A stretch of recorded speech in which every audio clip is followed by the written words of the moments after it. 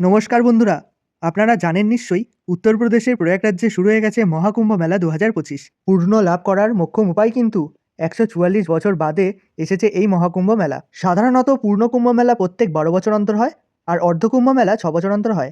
আর এই 12টা পূর্ণ কুম্ভ মেলার পর গিয়ে 144 বছর পর এসেছে এই মহাকুম্ভ মেলা। কুম্ভ মেলা বিশেষত 4টি জায়গায় হয়ে থাকে: প্রয়াগরাজ, হরিদ্বার, উজ্জয়িনী, নাসিকে। আর কুম্ভ মেলা এই 4টি জায়গার মধ্যে কোথায় কোন বছরে অনুষ্ঠিত হবে সেটি নির্ধারিত হয় বিভিন্ন জ্যোতিষশাস্ত্র, তিথি, নক্ষত্র মেনে। আর সেটি প্রথম প্রচলিত হয়েছিল আদিগুরু শঙ্করাচার্যের হাত ধরে। এবার বলি, এই কুম্ভ মেলায় এত গুরুত্ব কেন? কিভাবে পুণ্যলাভ হয় কুম্ভ মেলায় মহাস্নান করলে?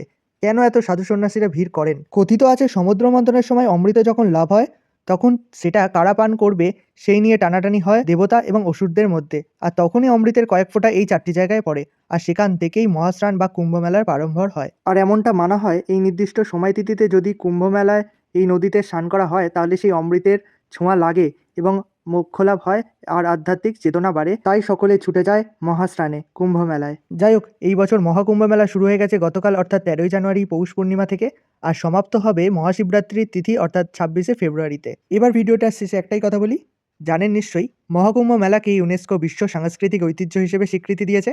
আর মহাকুম্ভ মেলা শুধুমাত্র একটি ধর্মীয় উৎসব নয়, এটি ভারতীয় সংস্কৃতি ও ঐতিহ্যের অনন্য প্রকাশ।